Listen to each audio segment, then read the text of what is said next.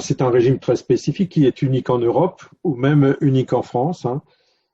C'est un régime qui couvre tous les salariés du secteur privé, pas public, hein, tout ce qui est fonction publique et EDF ou tout ça, on ne le couvre pas. On couvre uniquement les salariés du secteur privé. Ou alors, ce sont des salariés qui sont contractuels dans la fonction publique et qui relèvent du secteur privé et qui ont le même statut, à qui on leur applique le même code du travail et tout ce qui vient derrière. Mais ceci étant, aujourd'hui, on couvre quand même 2,5 millions salariés. Donc, puisqu'on couvre tous les salariés d'Alsace et de Moselle.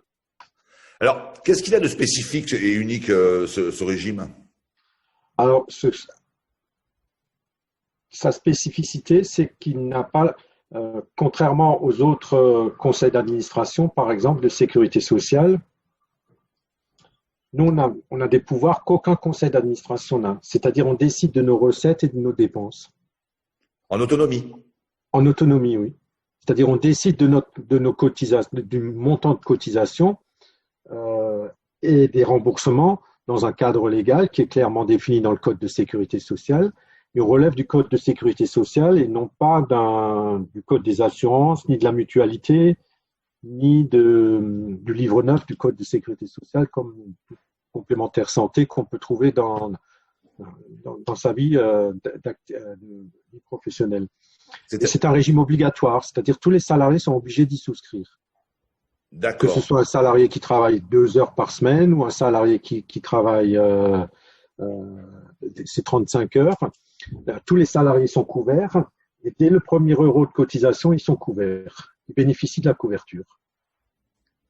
Et c'est un régime qui est géré comment en fin de compte? Parce que vous dites que vous êtes autonome, mais il est géré par qui? Par les salariés? Par un conseil d'administration. Par un conseil d'administration qui est composé de 25 membres ayant voix délibérative. Et ces 25 membres ayant voix délibérative sont donc des représentants des organisations syndicales représentatives en France, des 5 organisations syndicales. Et la représentation au sein du Conseil est déterminée en fonction des résultats des élections professionnelles sur les 3 départements. D'accord. Les 3 départements qui sont l'Alsace, la Moselle. La Moselle. C'est tout. Ouais. D'accord. Et donc, ah oui, c'est quand même assez spécifique. En fait, ça ressemble un peu à ce qui avait été créé par Croizat en 46, où les caisses de sécurité sociale avaient été créées, étaient gérées par les syndicats, quoi. Oui, c'est ça. C'est-à-dire là, ce sont les organisations syndicales qui gèrent le régime. Il y a des représentants des employeurs, mais ils sont 4, mais ils sont là à titre consultatif ou en tant qu'observateurs, mais ils n'ont pas de voix délibérative.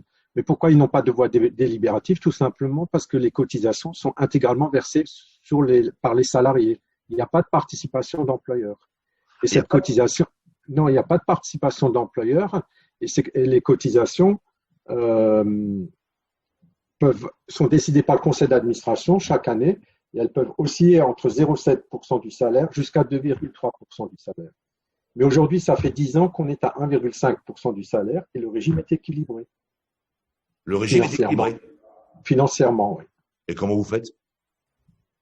Il est équilibré par les 1,5%. Après, il y a une autre particularité, c'est 1,5% s'applique sur l'intégralité des rémunérations. Ils ne sont pas plafonnés ou quoi que ce soit. Donc, chacun cotise en fonction de ses moyens et en bénéficie en fonction de ses besoins. Effectivement, c'est le même principe qu'Ambroise Croizat avait énoncé au moment en 45 quand il a mis en place la sécurité sociale. Mais chez nous, c'est vraiment la réalité. Il y a une solidarité quand même très importante, à la fois entre salariés, c'est-à-dire tous les salariés payent 1,5% sur l'intégralité de leur rémunération. Il n'y a aucun financement de l'employeur, y compris les primes. Tout ce qui est considéré comme une rémunération, c'est-à-dire tout ce qui est soumis à taxe sur les salaires, fait l'objet du versement de cotisation.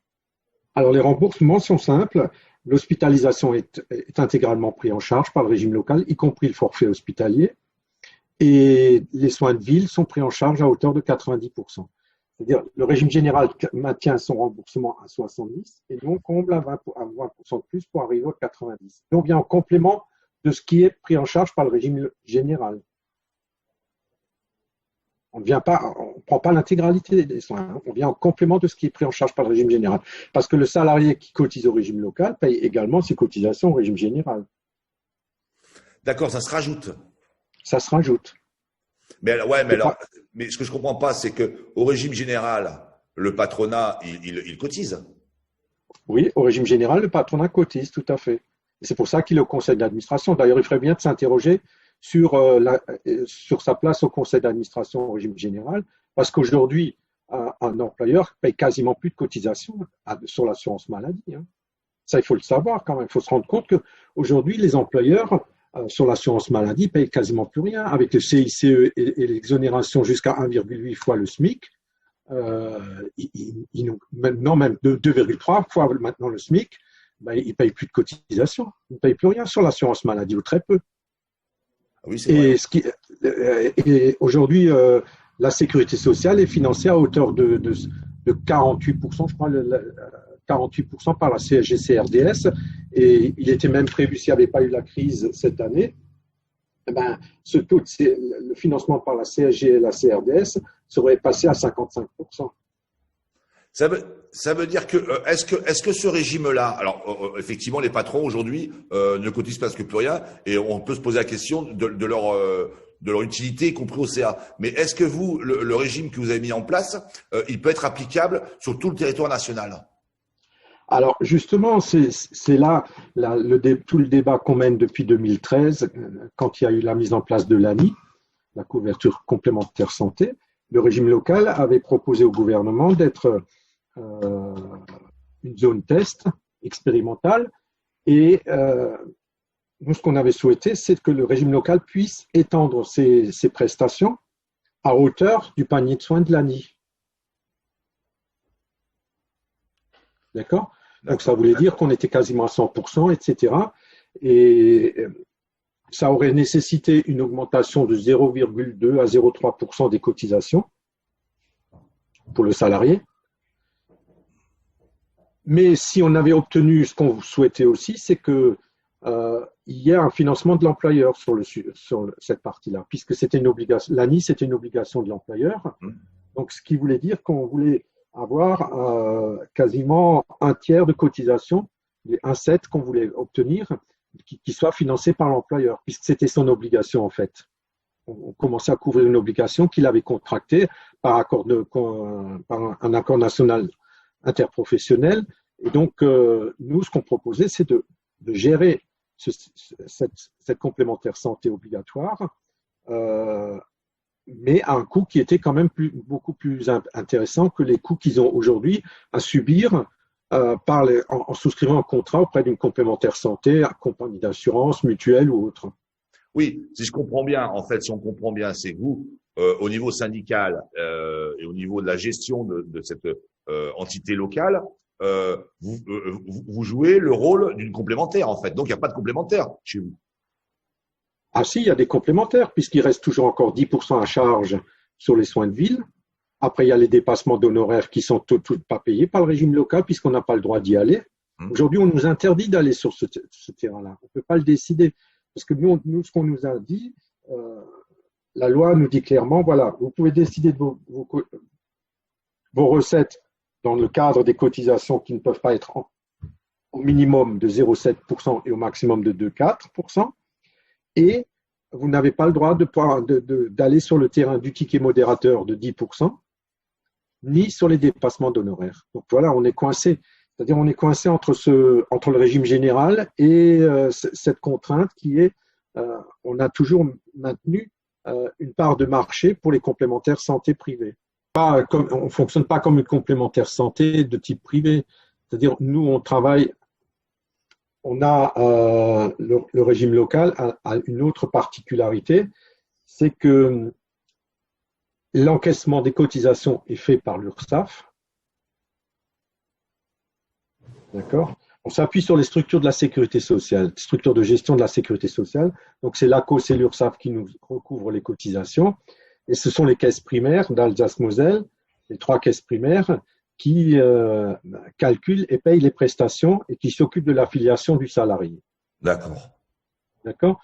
Donc, ce qui nous donne un appui logistique quand même assez important, bon, qu'on paye, hein, qu'on rémunère. Hein, on a tous les 3 mois, on nous dit voilà, ça coûte tant, et puis on paye les frais de gestion à la sécurité. Mais ce qui est certain, c'est que les coûts de gestion, même si on les paye à la sécurité sociale, ces coûts de gestion n'ont rien à voir avec des coûts de gestion d'un organisme privé. Nous, on est à peu près selon les périodes, on va dire entre 2,5 et 3% de frais de gestion. Ah, c'est Ça n'a rien. rien à voir avec une complémentaire santé qui est à 20, voire 30%. Ça dépend où vous souscrivez votre complémentaire santé. Et dans le même temps, on n'est pas soumis aux taxes qui sont prélevées sur les complémentaires santé traditionnels. On ne paye pas la TSA, par exemple, la taxe sur les assurances. D'accord. Oui, mais vous n'êtes pas une assurance. On n'est pas une compagnie d'assurance, donc du coup, derrière, on n'a pas les mêmes, la même situation économique que les entreprises, que les complémentaires santé privées. Donc, ce qui fait que derrière, quand nous, on nous verse 100 euros de cotisation, ben 97, on peut dire aujourd'hui 97 euros sont consacrés aux prestations. Et dans ces 100 euros, il y a aussi un point important, c'est qu'on consacre 0,5% des cotisations à des actions de prévention.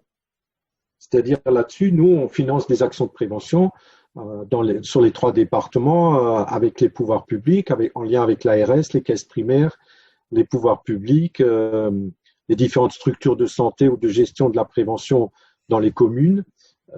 Dans les contrats locaux de santé, par exemple, on est très présent sur les contrats locaux de santé, où on finance des actions de prévention sur les pathologies lourdes. C'est-à-dire, nous, on suit particulièrement des actions de prévention sur tout ce qui est cancer, obésité, problèmes respiratoires, tout ce qui est diabète, tout ce qui est…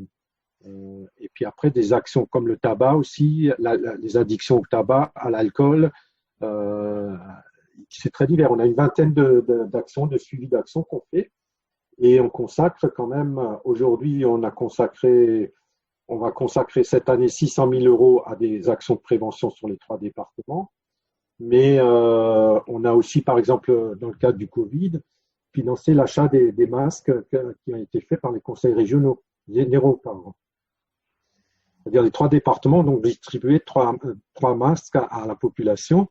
Et sur ces 3 masques, il y a un masque qui a été payé par le régime local, ce qui nous a coûté 1,4 million d'euros. Ah, quand même. Ah, ouais. Ça nous a coûté 1,4. Donc, en fait, il faut venir habiter en Moselle et en Alsace pour avoir ce régime, quoi. Oui. C'est-à-dire qu'il faut travailler et travailler en Alsace-Moselle. Pas habiter, travailler en Alsace-Moselle. Ah, travailler. Oui.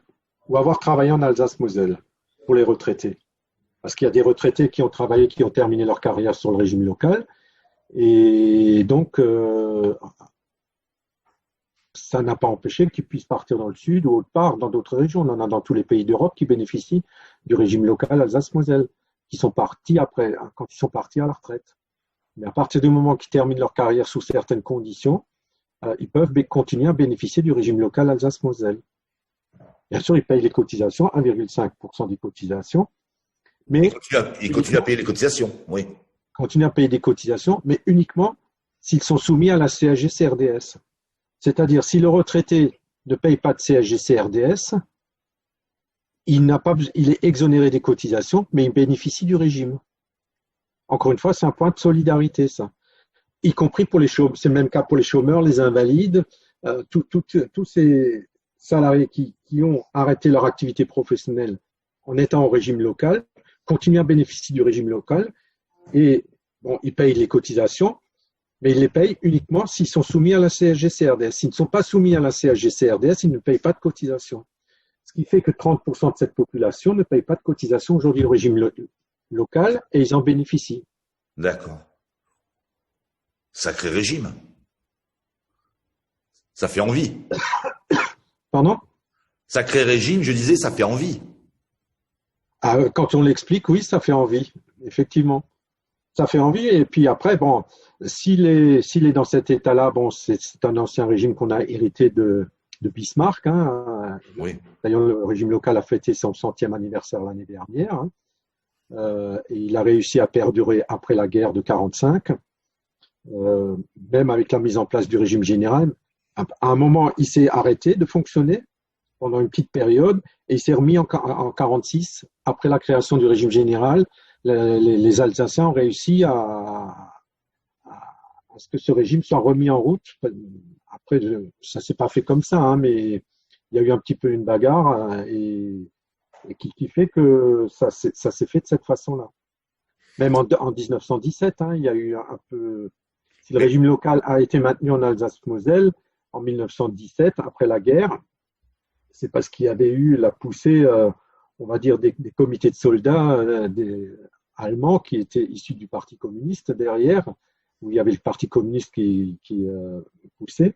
Et donc, du coup, quand la France a repris son autorité sur le territoire alsacien-mosellan, il a maintenu le régime local Alsace-Moselle, qui est un héritage direct de Bismarck, hein, puisqu'à l'origine, Bismarck avait mis en place dans les années 70, 1870, un régime spécifique de sécurité sociale qui, à l'origine, avait été mis en place pour soigner la population allemande suite aux conséquences des guerres, des blessures de guerre qu'il y avait à ce moment-là, et puis de nombreuses veuves qui n'avaient plus de couverture sociale. Et c'est Bismarck qui avait mis en place donc le régime allemand tel qu'il existait et qu'il a vécu jusqu'à aujourd'hui. Comment se fait-il qu'en fin de compte, en dehors de l'Alsace et la Moselle, on soit si peu au courant, en fin de compte? Je pense que on peut dire que les politiques ont la mort dans l'âme maintenu ce régime,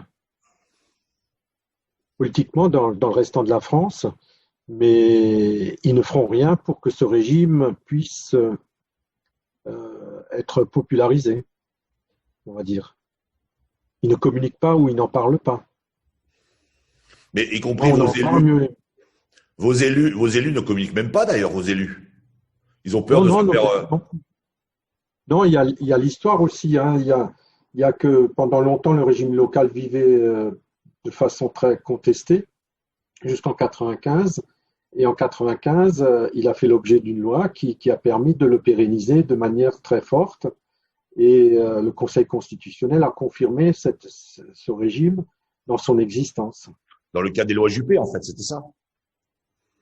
Oui, c'était à peu près dans cette période-là, oui. D'accord. Une dernière question par rapport à ces avantages. Les lunettes, les soins dentaires, vous savez ce qui coûte très cher en ce moment et pour lesquels plein de gens ne se font pas soigner. Vous les prenez en charge, vous prenez en charge une partie aussi?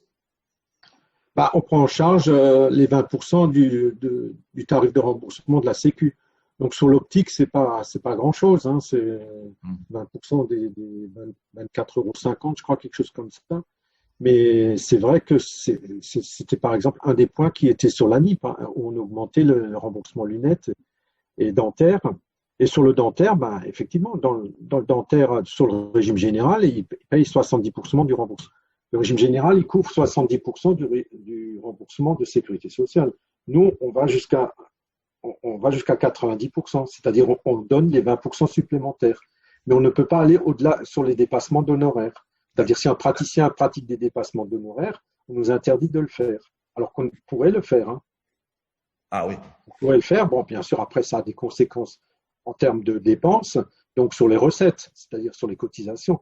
Mais néanmoins, le rapport par rapport à l'assuré est quand même plus intéressant économiquement, comme je l'expliquais avant. Ah oui, c'est énorme. Il y a un écart sur les frais de gestion qui est énorme et sur les taxes aussi. Bien écoutez, avec cette vidéo, nous allons populariser le régime local mosellan alsacien dans toute la France et au niveau mondial, parce que c'est quand même un régime, en tout cas une solution alternative aux complémentaires et aux assurances. Et comment vous allez procéder alors? Eh ben, on va le mettre en ligne. La vidéo directe? Pas tout, mais on va en mettre une grande partie en ligne, oui, et dans le cadre d'un journal que nous allons, peut-être la semaine prochaine, que nous allons mettre en ligne, bien sûr. Voilà. Bah, merci beaucoup. Bah oui, j'espère que j'ai pas dit trop de conneries. J'ai essayé d'être le plus clair Non, possible. non, je pense pas. Non, non, non, pas du tout. Ah, non, non, c'est très intéressant. D'ailleurs, on ne connaissait pas, nous. C'est justement Manu Grandjean qui nous en a parlé l'autre fois. Et ça nous a donné l'idée de le populariser parce qu'effectivement, on n'est pas du tout au courant, nous. Non, pas du tout.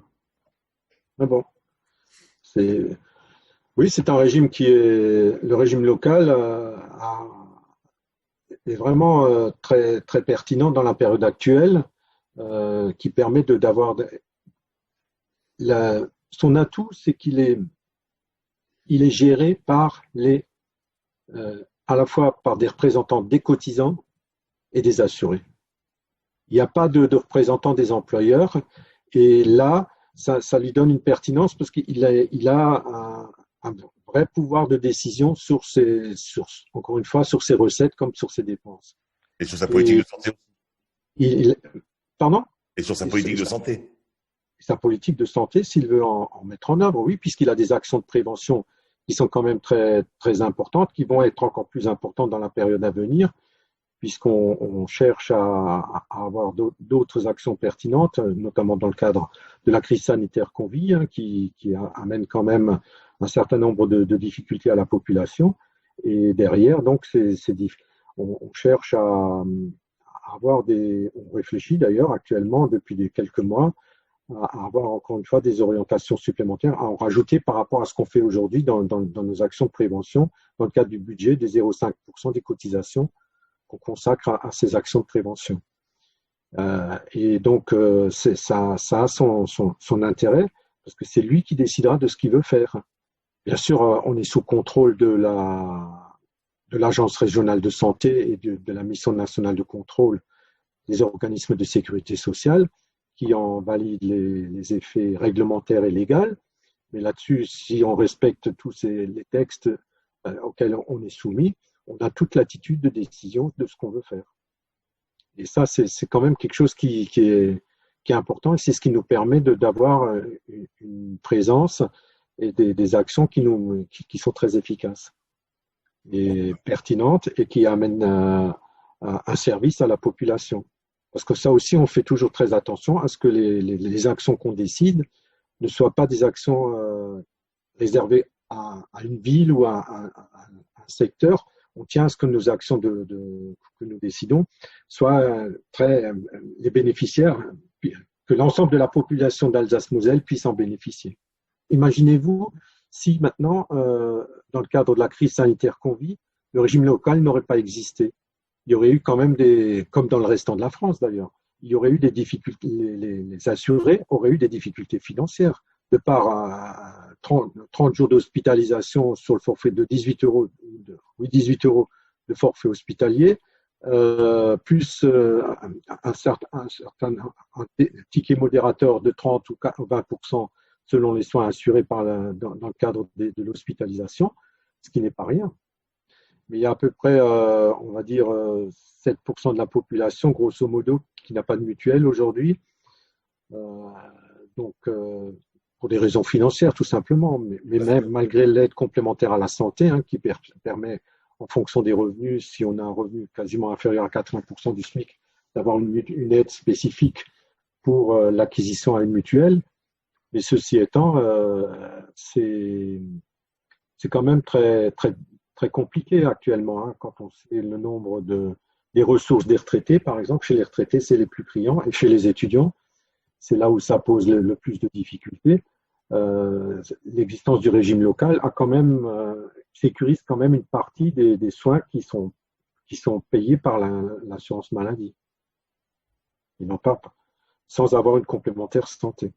Surtout l'hospitalisation, c'est le risque lourd, hein, qui est bien couvert.